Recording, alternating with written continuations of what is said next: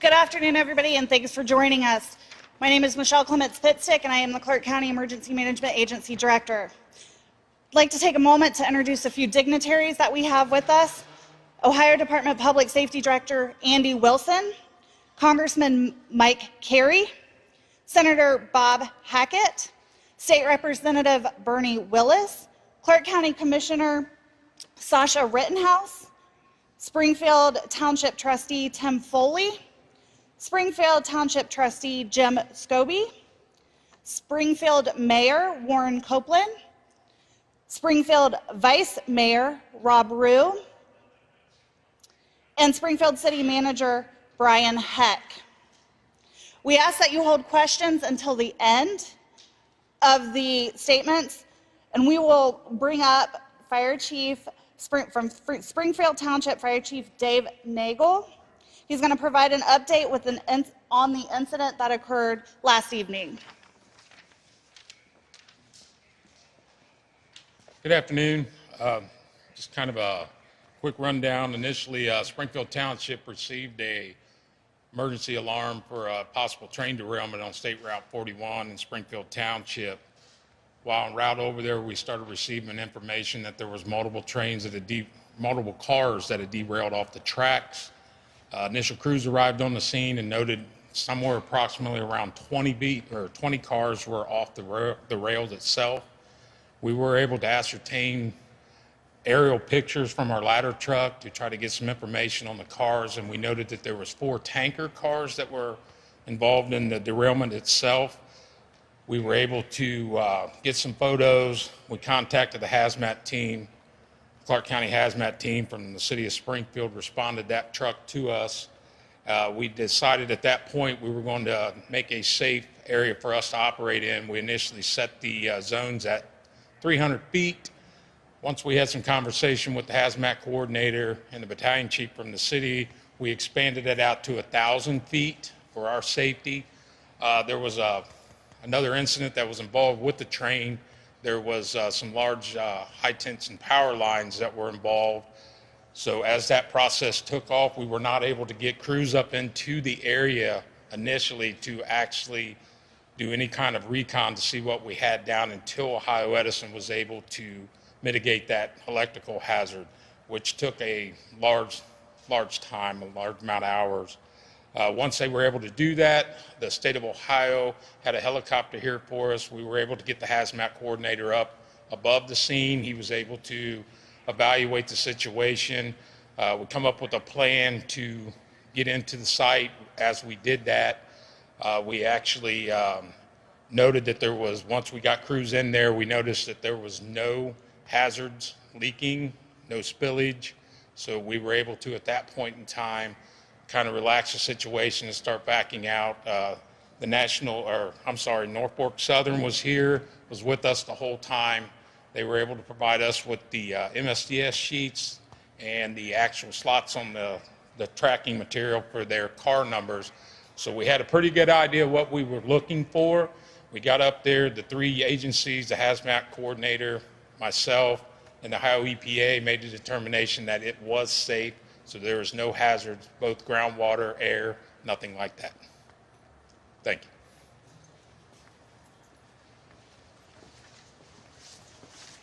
Next, we'll bring up Springfield Fire Rescue Division Assistant Chief Matt Smith, who will update you on the hazmat response.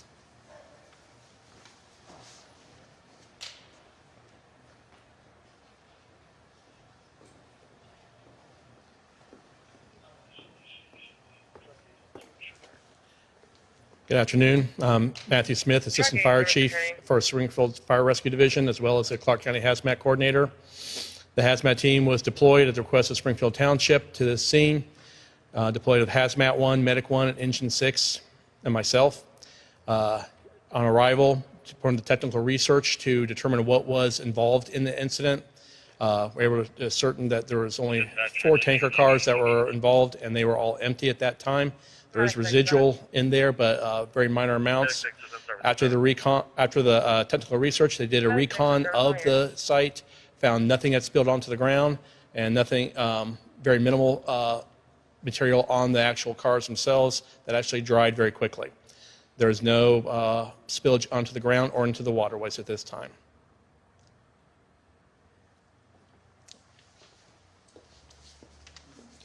At this time, we invite Ohio EPA Director Ann Vogel to give you an update on the environmental status. Thank you very much. Ann Vogel, Director of the Ohio EPA. The Ohio EPA Emergency Response Team responded last night at about 6:45. We had 3 folks on site, and they're back out this morning. I can just confirm what has been said by our great partners, the fire chief and first responders, that there was no release of any chemical or any hazardous material to the soil, to the air, to the water. We were, of course, tracking that closely. There is one PVC pellet car that has affected the soil. We will be on site ensuring that as cars are removed by Norfolk Southern, that the soil is not impacted under the ground. So you will still continue to see the Southwest Office of Ohio EPA remain on site until the cleanup is complete. But again, no materials and no release. Thank you. Clark County Combined Health District, Charles Patterson, the Health Commissioner.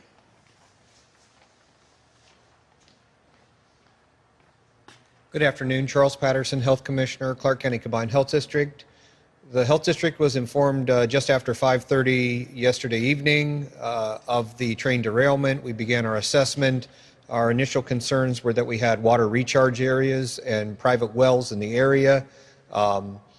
Looking at the data coming in from hazmat and from the Ohio EPA, since there have been no releases, we're looking at clean air, clean soil, and clean water for our residents.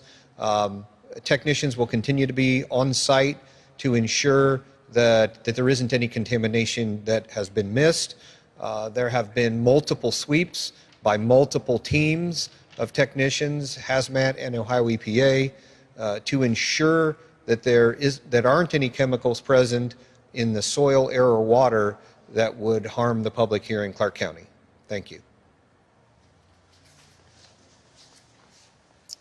Norfolk Southern General Manager of Operations, Craig Barner. Good afternoon. Again, I'm Craig Barner, General Manager for Norfolk Southern.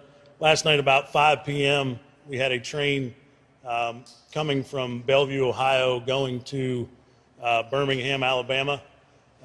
Again, we did have a derailment involving 28 cars of the 212 that were on the train. None of those derailed cars were carrying hazardous material, and there were no injuries reported to the public or the 2-man crew operating the train. There were 4 empty non-hazardous material tank cars involved.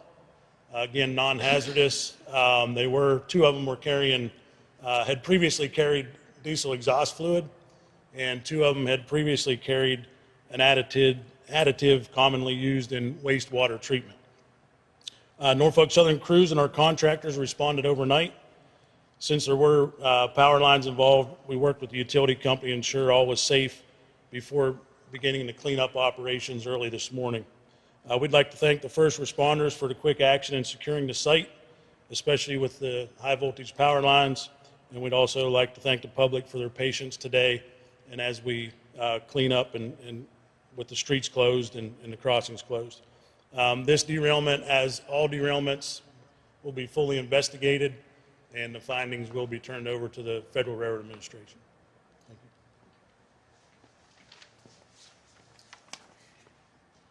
State Representative Bernie Willis.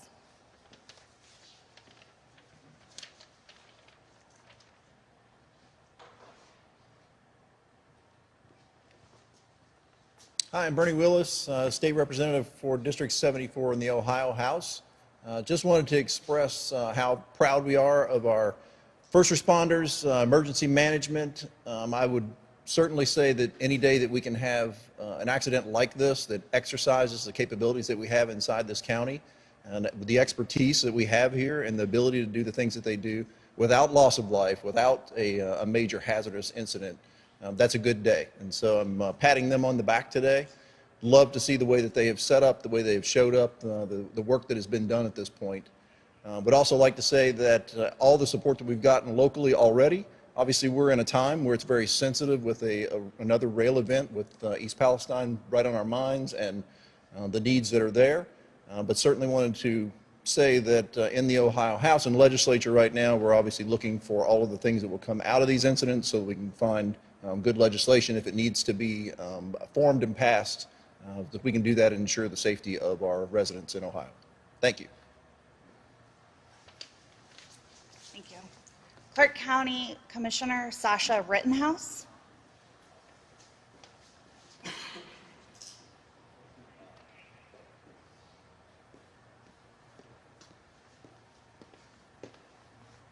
Good afternoon, Clark County Commissioner Sasha Rittenhouse, and I just want to thank from township to the county to the state level, all the folks that responded did a wonderful job. They've worked through the night and are continuing to work today to make sure that the area is safe, that everything's safe, that communications are going well, that everybody knows what's going on, everybody's on the same page. And so from the county level, I just want to express my thanks for all of the hard work to everybody who showed up to help get us through this train derailment.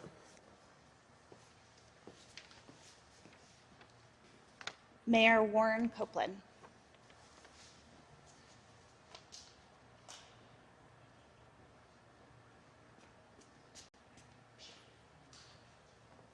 Well, we're glad that none of this happened inside the city limits, but having said that, city staff were involved in responding, and we appreciate that. And we also are very careful to to see that our water isn't damaged by what happened, because our water is one of our primary resources. So we're lucky that we weren't involved directly, but we are trying to be just as helpful as we can to the cleanup of this situation.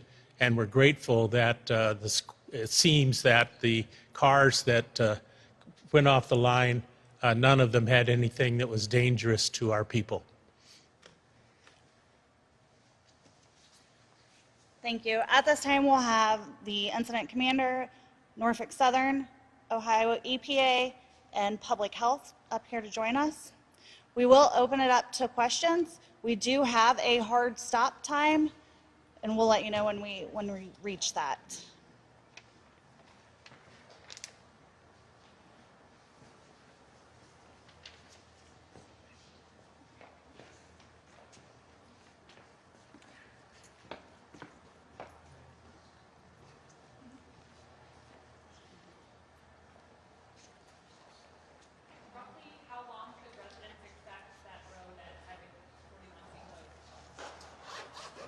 Right now, it looks like Tuesday's the first we'll be able to get the asphalt to repair the crossing.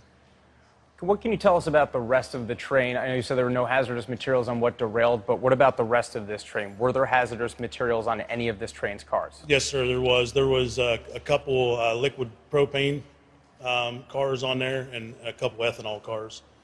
The rest of the train was made up of mixed freight, a lot of steel, finished automobiles, and a lot of the cars that were actually derailed were empty box cars. And those 4 cars that were highlighted as having a diesel additive and a wastewater additive, saying those were previously holding those materials but were empty at the time? That's correct. Okay. And just one more question for you, sir. What would you say to people who look at this, look at East Palestine? This is now the 4th derailment in this state by your railroad in less than 5 months. What do you say to people who say you shouldn't be operating right now? I would say that, first of all, safety is our #1 priority. With this derailment, just like every other derailment, we do a full investigation, and if there's takeaways or things we learned from the derailment, we implement those. And I will say that derailments of this type for our company is actually on the decline year over year. Do you have a sense of what caused this derailment yet and how it compares to what caused No, the East Palestine? the cause is under investigation. We still have a lot of investigating to do before we can come to a cause. Was this on the same rail line at all that the train that went through East Palestine was on? No, sir. Not the same train. You said that there was one PVC pellet car. Can you explain what that is or reserves? Plastic pellets. And are they hazardous or? No, ma'am. No. But did they spill out? So that's what has to be. Yeah, there's a small amount that's spilled. And again, just to confirm what was said before, the 4 cars that did have some contaminants, they were empty Correct. and they had materials before. Yes, that's correct. You said this train was going from Bellevue to Alabama, to Birmingham, Alabama? Correct. Was that where it was supposed to drop off its load? Well, so this train would have stopped in Chattanooga and then Birmingham. Question for the fire department. One of you mentioned that nothing spilled on the ground, but it sounded like something did leak out of some of the derailed train cars. Can you just clarify that? It was actually what they think it was a sludge that just, when the train hit, it splashed upward. It just a very little. It didn't even run down the length of the car. It was only just a few inches in length. By the time the crews got up to it, it was completely dried off. And that was sludge from inside the train cars? We're assuming yes. I can't confirm that, but there was no leaks anywhere, top, bottom, or sides of these vehicles. So you're not entirely sure where this sludge came from at this point?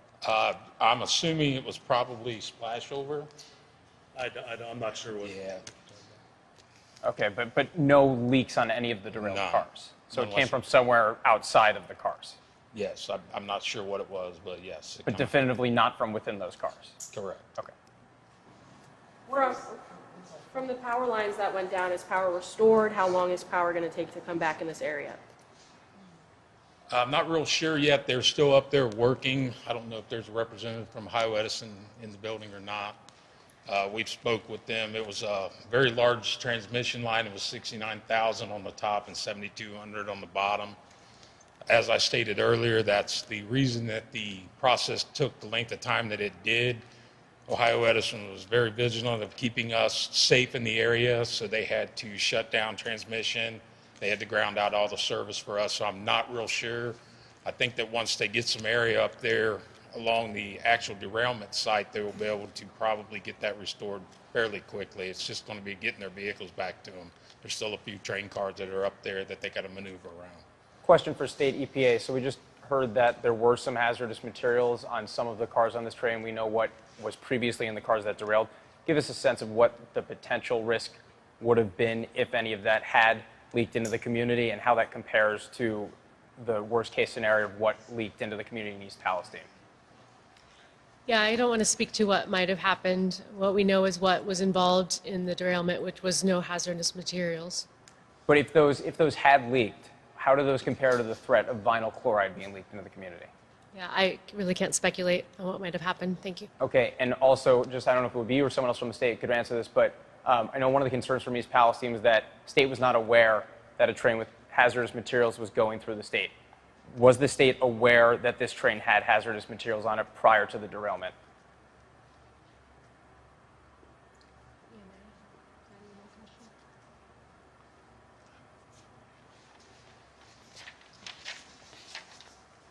There is not a short answer to that question. We are not made aware of every train car that comes down the track. They are not legally required to notify us. They are only required to notify us if they are a highly flammable train car, and that is 20 cars consecutively in the rail with highly flammable fluid, or 35 cars throughout the rail car. To my knowledge, this train did not meet that standard, so we were not notified, which is not uncommon. The residents how many residents are still without power? 41, 49. Obviously 49 at this point in time. So once again, Ohio Edison is here to confirm that. So that's just the numbers we've been getting. And for you, sir, what do you feel Norfolk Southern has been able to do? What have they learned from past derailments that has enabled them to initiate some safety protocols that maybe they didn't have last year, or that have been helpful?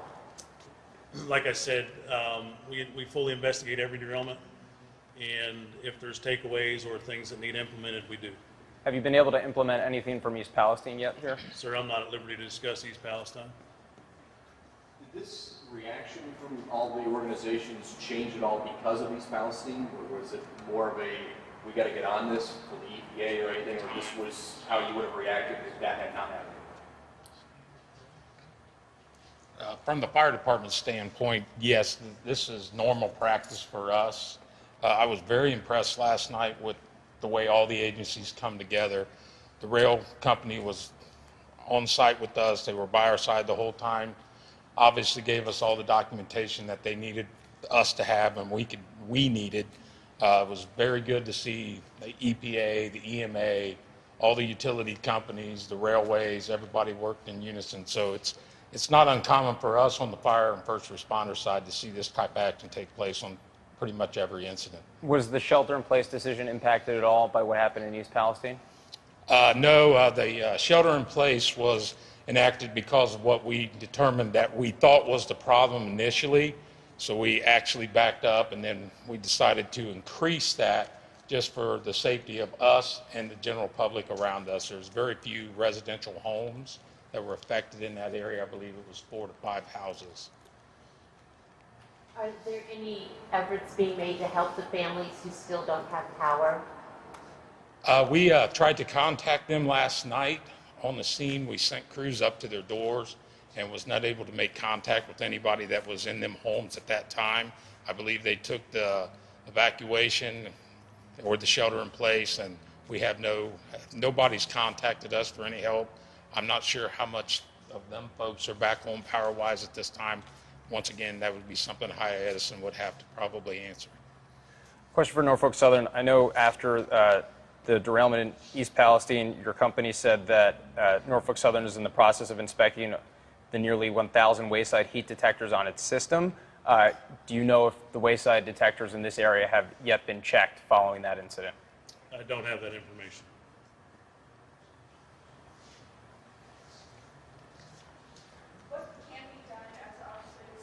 Multiple train derailments recently to improve the safety of our trains and our rails that pass through our communities? I will say this again. We investigate every derailment, and if there's something we take away from that derailment that we need to implement, change, we do that. There have been comments made by people in this area that they could tell that the tracks weren't working properly. How often does the company check to make sure that there isn't anything wrong with the railroad tracks? I can't answer that. I'm not in the track department. When do you expect trains to be moving down these tracks again? The last of the cars were clear around 3 p.m. and we're estimating 12 hours of track work to be done after the last car was clear. At this time, we're going to take 2 final questions and we'll wrap up this press conference. Thank you. Reassure the community. Obviously, everybody's very scared right now after watching what happened across the state, just as a final reinsurance. Well, I want to thank Clark County and EMA. I think they're doing a great job, obviously providing a lot of information up front. If there's anything we've learned so far, it's, transparency matters, encouraging facts, not misinformation. So we will continue to be good partners in terms of getting the facts out, and appreciate your support in that. What would you say for the railroad? What would you say to people who are questioning why less than 24 hours after, or about 24 hours after, less than 36 hours after this derailment, in the midst of intense scrutiny around a previous derailment about a month ago, you guys are up and running on those tracks again? Why is it appropriate to be back at it so soon?